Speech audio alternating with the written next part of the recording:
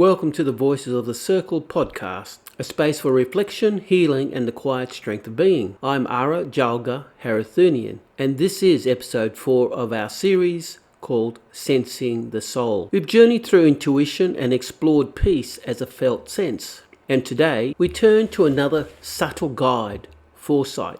Foresight is often confused with prediction, but it's not about knowing the future. It's about sensing what's unfolding beyond the moment, beyond the noise. It's not about certainty, it's about resonance. Breathing in, I feel the unfolding. Breathing out, I smile. This mindful breath anchors us in the present as we embrace the concept of resonance. When we speak of foresight, we're speaking of a kind of inner vision that emerges from stillness. It's the quiet knowing that arises when we stop forcing outcomes and start feeling into possibility. It's less about seeing a clear picture of tomorrow and more about sensing the quality, the texture, the emotional tone of what's approaching. Take a moment now to feel the temperature of the air at the tip of your nose as you breathe in. Notice the sensation, perhaps cool.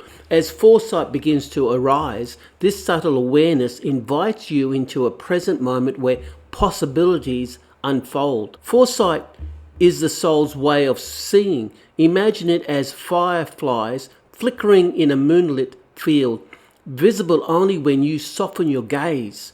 It's a perception that arises from deep presence in the here and the now. It's the sense that says, this path feels expansive, light and open in my chest, or conversely, that choice feels limiting and heavy.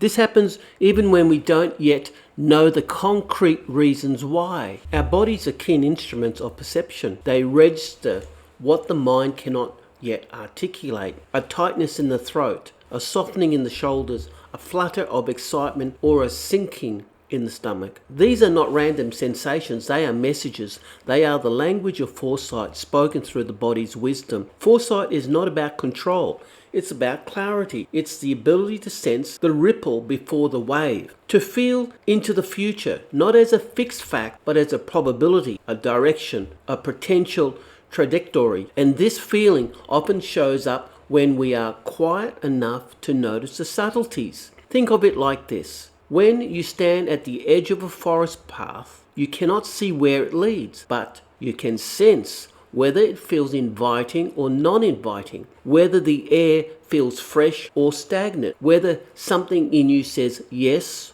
or wait. That's sensing, that's foresight. It doesn't require proof, it requires presence. I once worked with someone who was facing a major life decision, a professional leap that terrified them. They kept repeating, I don't know what to do. As they sat in their dimly lit office, the hum of the fluorescent lights seemed to amplify their anxiety. The air was thick with pressure, and they could feel the dampness in their palms as they weighed their options, overwhelmed by the cacophony of external advice and the burden of expectations. When I guided them away from overthinking and into silence, a shift occurred. They whispered, I can feel where this leads, even if I can't explain it with data. That's foresight. It wasn't certainty, it wasn't logic, it was a quiet sense of trajectory, a profound inner feeling that this unfamiliar path held their growth. They didn't have all the answers, but they had a feeling. They followed it, and over time, the path revealed itself exactly as their body had sensed it would. To cultivate foresight, we must learn to trust those subtle impressions. We must notice what expands us and makes us feel lighter, what contracts us and brings physical tension, what feels aligned even if it seems unconventional or unfamiliar. Encourage a non-judging curiosity toward these bodily cues. Invite yourself to label sensations simply as expansion or contraction, fostering a mindful witnessing of your own experience. Remember to note it, then let it float to reinforce a gentle awareness. Foresight requires us to release our attachment to being right and instead become curious about what feels true. It asks us to value our inner compass over external validation. It invites us to honor the whispers before they become shouts. And most importantly, it asks us to be patient because foresight reveals itself in layers, not all at once. Try this. When facing a choice, ask, what does this feel like in the long run? Imagine yourself months or years ahead having made that choice, then sense, don't think what that future feels like. Does it feel open? Does it feel heavy? Does it feel true in your core? These sensations are not distractions, they are data.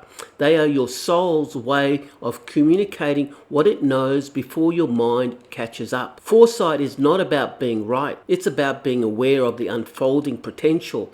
It's about learning to read the subtle signals that guide us toward what we're becoming. Let's settle this awareness in the body. Close your eyes if you can. Inhale deeply, inviting your awareness to scan the horizon of your inner landscape.